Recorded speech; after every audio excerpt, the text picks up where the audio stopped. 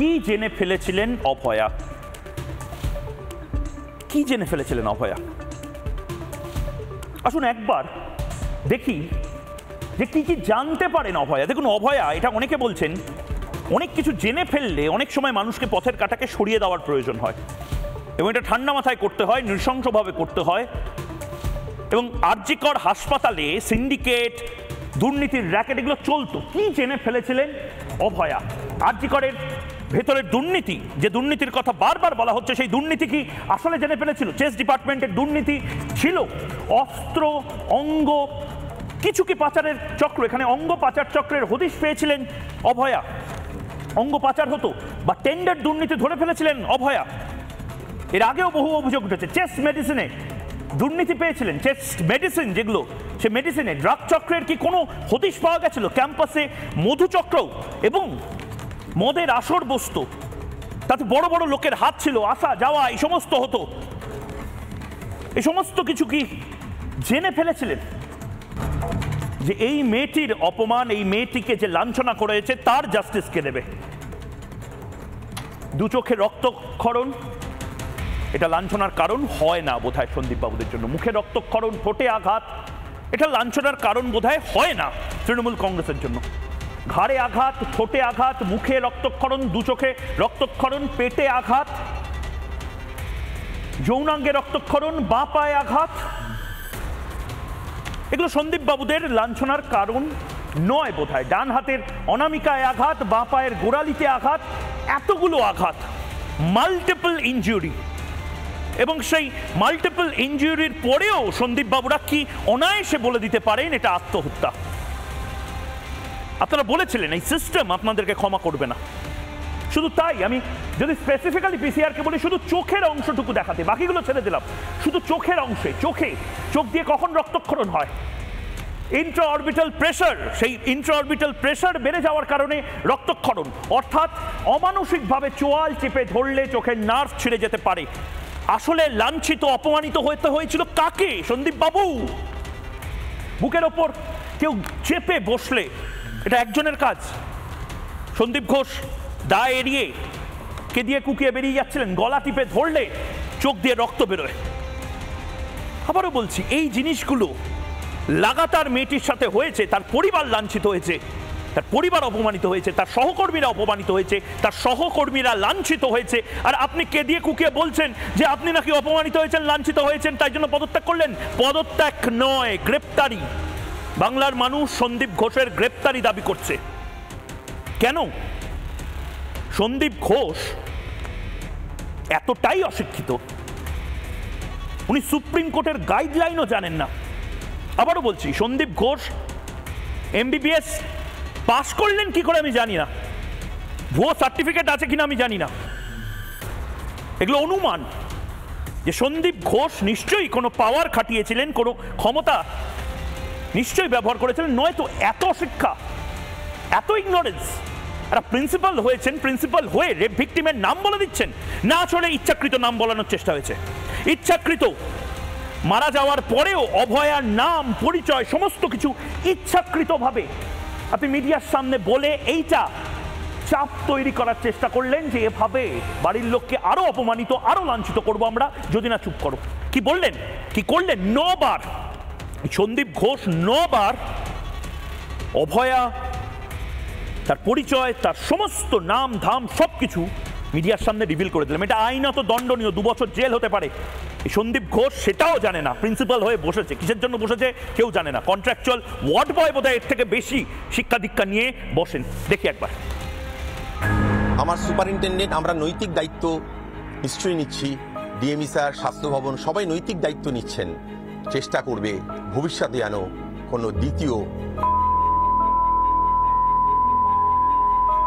না হয়, এরকম যেন কোনো কারোর সঙ্গে না হয়।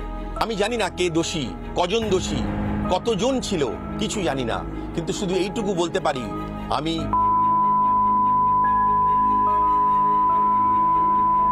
বাবার মতোই সমব্যথী। সোশ্যাল মিডিয়াতে, ফেসবুকে, বিভিন্ন পত্রপত্রিকায় আমার দুর্নাম করার জন্য, আমার পরিবারের দুর্নাম করার জন্য বিভিন্ন কথা বসানো হচ্ছে। যেমন আমি বলেছি আমি নাকি বলেছি আত্মঘাতী হয়েছে, ভুল কথা। আমি আজকে আমার এই রেজিগনেশন দেওয়ার সময় আমি সগর্বে বলে যাচ্ছি, আমি এ কথা বলিনি। আমি কখনো বলিনি যে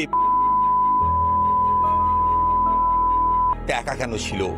এসব আমাকে কিছু আমার বিরুদ্ধ শক্তি যারা আরজি করে চুরি ডাকাতি রাজ কায়েম করেছিল 2021 সাল অবধি, আমি আসার পরে সেই সব কায়েমি স্বার্থ চোর ডাকাতদের অসুবিধা হয়েছে, তাদের অনেককে ঘাড় ধরে আমি বার করে দিয়েছি। পশ্চিমবঙ্গবাসী সারা আরজি করে ছাত্রছাত্রী আমার রেজিগনেশন চাইছে, তবু আমার সঙ্গের আমার স্টাফ বন্ধু কলিগ যাদের পেলাম তাদের প্রতি আমার শুভেচ্ছা শুভকামনা রইল।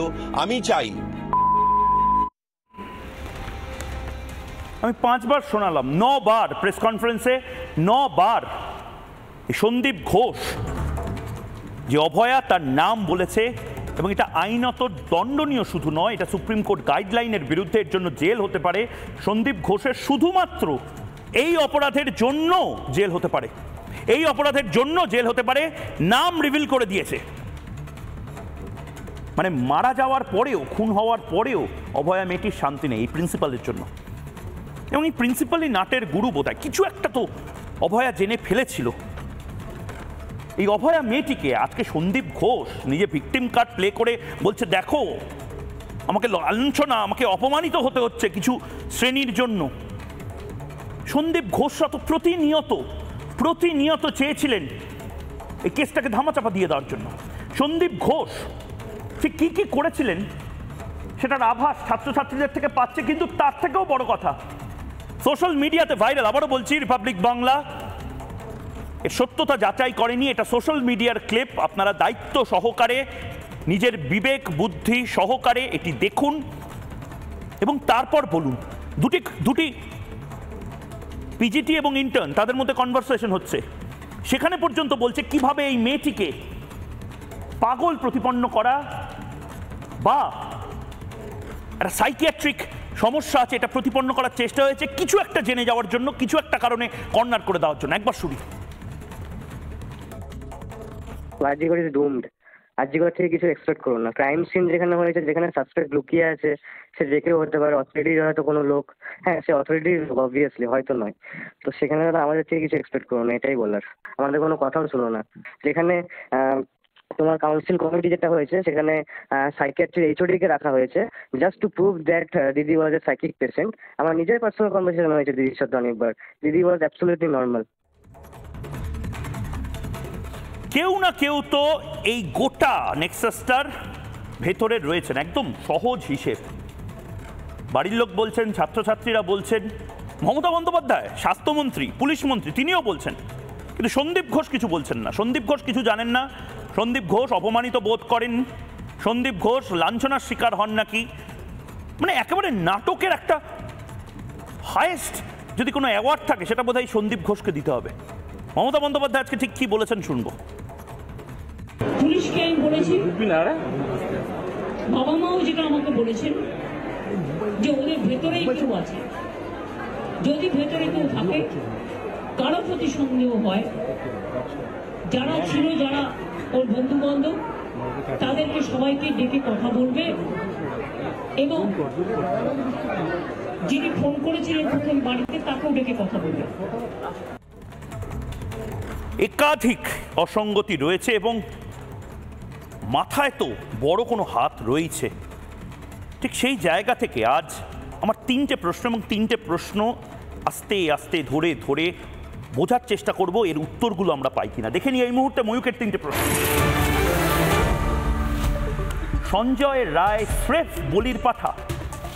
এই সঞ্জয় রায় আসলে শিখণ্ডী দাঁড় করিয়ে দেওয়া হচ্ছে, এর পেছনে অনেকে রয়েছে, গলা টিপেছে, খুন করেছে, প্রমাণ লোপাট হয়েছে, এবং এটা একা সঞ্জয়, মত্তব সঞ্জয় একা এটা করেনি, অনেকে তার সাথে রয়েছে। প্রশ্ন 2, ঘটনায় জড়িত আরো কতজন ছিল এটা বাংলার মানুষ জানতে চায়। এটা সামনে আনা হোক, পোস্টমর্টম ডিটেল জানানো হোক।